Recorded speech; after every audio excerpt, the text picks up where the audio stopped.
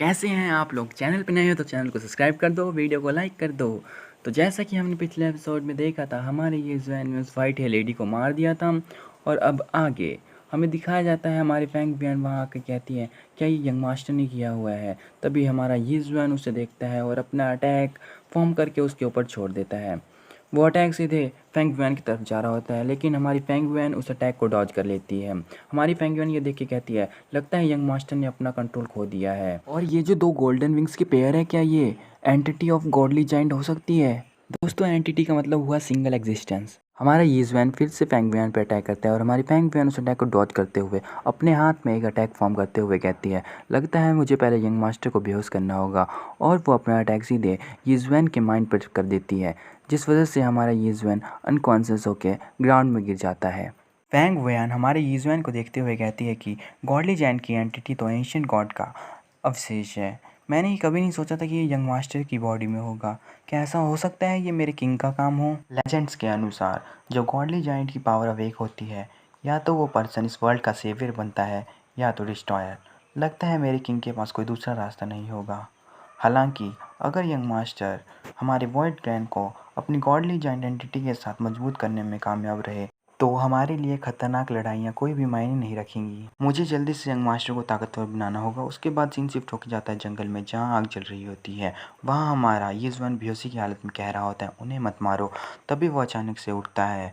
उसे देखकर हमारी फेंग वैन कहती है तो तुम जाग गए। हमारा फेंग वैन कहता है कि मेरा गला उस लेडी ने दबाया हुआ था, उसके बाद मैं बेहोश हो गया था। उसके बाद क्या हुआ।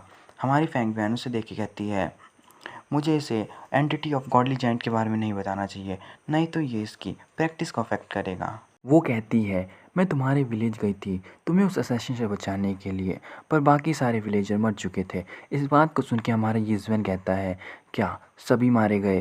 तभी उसे फ्लैशबैक आने लगते हैं उन मरे हुए लोगों के। वो कहता है मैं किसी को भी बचा नहीं पाया। इस बात से वो बहुत ज़्यादा दुखी हो जाता है। वो कहता है अगर मैं ताकतवर होता तो मैं उन्हें बचा पाता। इस बात को सुन के हमारी फैंग वैन कहती है क्या तुम ताकतवर होना चाहते हो, इसमें मैं तुम्हारी मदद करूँगी। इस बात को सुन के हमारा यीज़वैन कहता है क्या तुम मेरी ताकतवर बनने में मदद करोगे। फैंग वैन कहती है हाँ तुम पक्का ताकतवर बन सकते हो अगर तुम वाइट क्लैन के हाई लेवल स्किल को मास्टर करने में कामयाब रहे तो। वो कहती है कि उन उल्का पिंड की बारिश को देखो, वो सभी इस इल्यूजन वर्ल्ड के टुकड़े हैं। ये वर्ल्ड 3 महीनों के बाद गिर जाएगा और इन 3 महीनों में मुझे जो कुछ भी पता है मैं वो सब तुम्हें सिखाऊंगी। ये बात सुन के हमारा यूजन कहता है कि 3 महीने। फैंग वुयान कहती है बिल्कुल, इसके बाद हम यहाँ से चले जाएंगे। बाहर की दुनिया बहुत ज़्यादा ही खतरनाक है, इसलिए मैं तुम्हें बहुत ज़्यादा ही कड़ी ट्रेनिंग दूंगी इन 3 महीनों में। तुम्हें इसके लिए मेंटली तैयार रहना चाहिए। इसके बाद हमें सुबह का सीन दिखाया जाता है, जहाँ हमारा यीज़वैन कह रहा होता है हमें कहाँ से अपनी ट्रेनिंग स्टार्ट करनी चाहिए।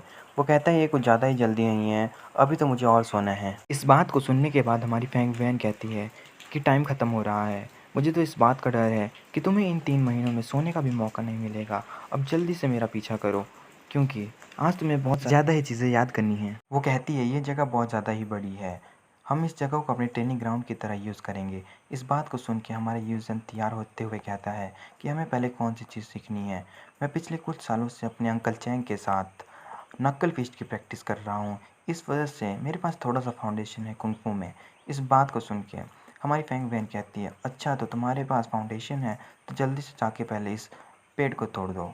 इस बात को सुन के हमारा यीज़वैन कहता है क्या तुम मेरे साथ मजाक कर रही हो, मैं तो सिर्फ एक नॉर्मल सा पर्सन हूँ, मैं कैसे इस पेड़ को तोड़ सकता हूँ।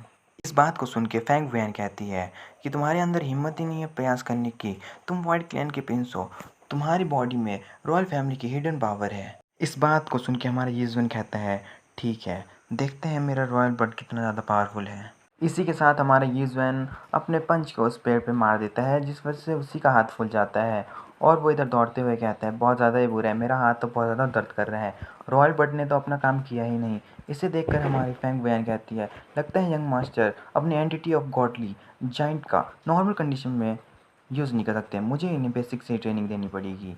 और इसी के बाद हमें हाफ मंथ के बाद का सीन दिखाया जाता है गुफा के अंदर, जहाँ हमारा ये जन कल्टिवेट कर रहा होता है। वो अपनी कल्टीवेशन कंप्लीट करने के बाद हंसते हुए कहता है कि मैंने the great sun and moon yin and yang sutra को मास्टर कर लिया है, ये तो बहुत ज़्यादा ही आसान है जो मुझे सिस्टर फैंग ने बताया था। और वो हंसते हुए अपने आप को जीनियस कहने लगता है।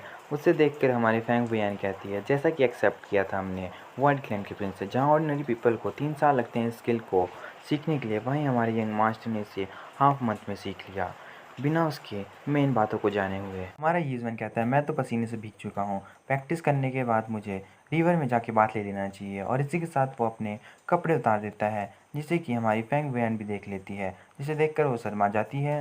हमारी फेंग वैन कहती है, प्रिंस होने के नाते इन्हें ये चीज़ें शोभा नहीं देता, लगता है मुझे इन्हें रॉयल फैमिली के कुछ संस्कार बताने ही पड़ेंगे।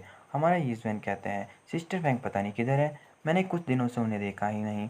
तभी सिस्टर फेंग उसके सामने अचानक से आ जाती है, जिसे देख के वो हैरान हो जाता है और इसी कारण वो नीचे भी गिर जाता है। फेंग वैन कहती है कि कल्टीवेटर्स को गरिमापूर्ण और शांत होना चाहिए, तुम्हें इतनी आसानी से हैरान और भयभीत नहीं होना चाहिए।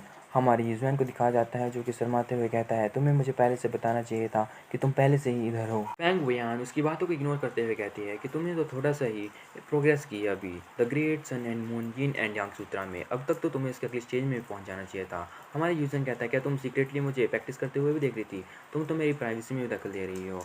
हमारी फेंग वैन कहती है कि तुम्हें इसके बारे में चिंता करना छोड़ देना चाहिए, क्योंकि अब तुम्हारा फाउंडेशन बन चुका है, तो अब समय आ चुका है एक्चुअल कॉम्बैट ट्रेनिंग करने का। वो उसे बताते हुए कहती है कि डिमोनिक बीस्ट जो इल्यूजन वर्ल्ड की डेप्थ में रहते हैं, तुम्हें इसे इन्हें हंट करना पड़ेगा, जिससे कि तुम्हें एक्चुअल कॉम्बैट एक्सपीरियंस मिलेगा। और इसी के साथ ही एपिसोड खत्म होता है। Thanks for watching. वीडियो अच्छी लगी हो तो फिर से बोलता हूँ भाई, सब्सक्राइब, लाइक एंड शेयर कर दो।